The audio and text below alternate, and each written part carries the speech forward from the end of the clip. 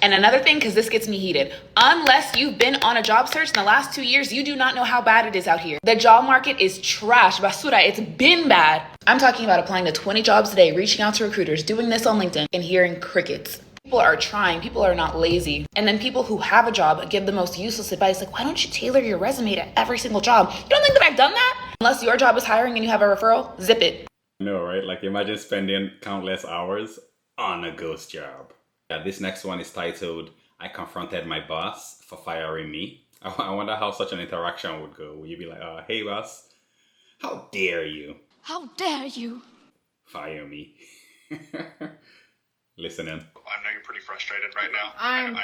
Because I have 3 kids and I have bills to pay for. So I just put in my 2-week notice at my job. I was very polite about it and I told my team lead last week that I would be leaving next month. Completely understood. And when I was ready to, they're calling, let's see what they have to say. So wanted to call and meet with you. Whenever an agent within the account review team does give their notice, we have to accept that immediately. I know you're pretty frustrated right now. Because I have 3 kids and I have bills to pay for. I'm livid. So I just want to make sure, yes, I'm being terminated today because I'm going to have to try to file for unemployment. I'm not resigning as of today. I was resigning as of August 12th. So if you're telling me I'm being let go today, that means I'm being terminated as of today. Is that correct? Yes, ma'am. We are separating your employment today. Due to the sensitivity of the stuff that we work with in this department, whenever a 2 weeks notice is provided, we have to accept it immediately. We are going to go ahead and proceed with the separation today. Honestly, wish you well. Wow. Honestly, I'm torn on this one because in one breath, it makes sense. If you work with sensitive information and then you already have one foot out the door, then you could potentially sabotage the business. So it makes sense. But then on the other hand, it's like, how would this company react if she just left without giving them a 2-week notice, right? Let's see what the comments are saying about this one. So one comment says, now that she is terminated, she can file for unemployment. So you see, at least that's the silver lining here, right? Like, hopefully she's able to turn this into a win for herself. Another one is saying, in Canada, they have to pay you for 2 weeks. Someone else says, and this is why 2-week notice is no longer a thing. Yeah, so I saw that. I was wondering, and this has 31.5K likes. So y'all let me know down in the comments below. Are people still giving 2 weeks notices before they leave a job? Or is it just wham bam, thank you ma'am? Another one says, file for unemployment ASAP. Someone saying it's so unprofessional, they expect notice too. It's crazy. And someone else again saying we've been taught giving 2 weeks notice is the right way, but all it does is benefit the employer and they don't seem to be on the same team we're on. So this is why we don't give a notice. So it looks like people don't give notice anymore, right? I guess I'm just so old school. Someone is saying they said on camera you was only being fired for putting your 2 weeks notice in. I'll be looking into wrongful termination regardless if it's at will unemployment. So yeah, y'all let me know. What do you think about that one? Do you think she has a case here?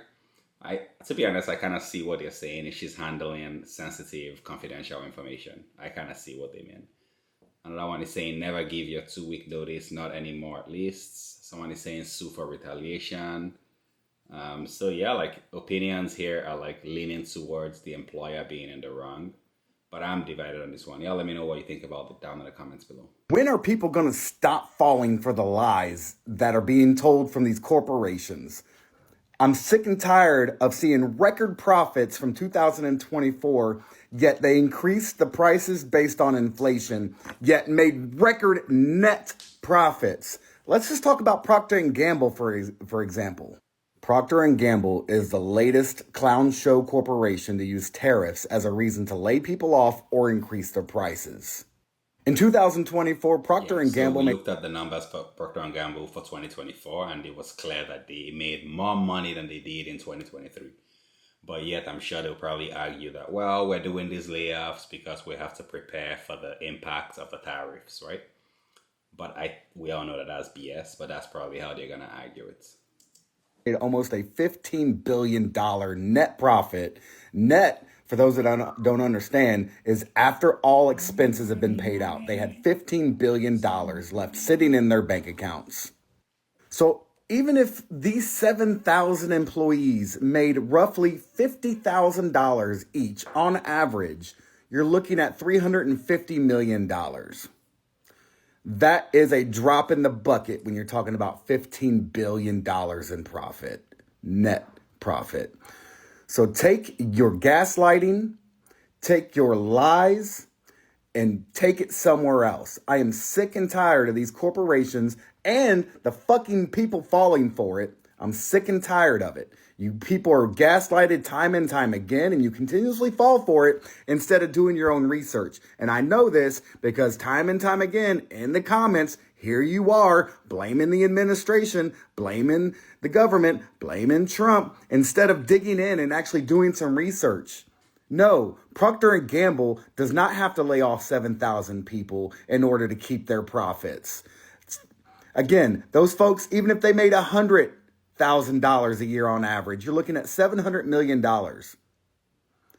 They would still have another $14 billion in profits. I'm sick of it. You should be too. Yeah, so he's saying people need to do their own research, right? But I mean, if you do your own research and you find out, oh, look at that, Procter & Gamble didn't really need to lay us off, then what are you going to do? Right? Like, you can't really hold Procter & Gamble accountable because they're just your employer. The only person you can hold is really your government, right? And I do agree with him that Procter & Gamble, they've made record profits and they don't need to do what they're doing, right?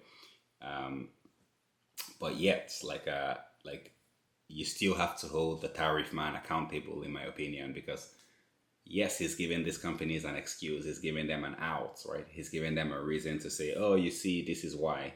And besides, like, shouldn't these tariffs be bringing back manufacturing to the United States? So why is it that they're laying off people? You would think that, like, everywhere will be hiring, right? After all, we're making America great again, aren't we?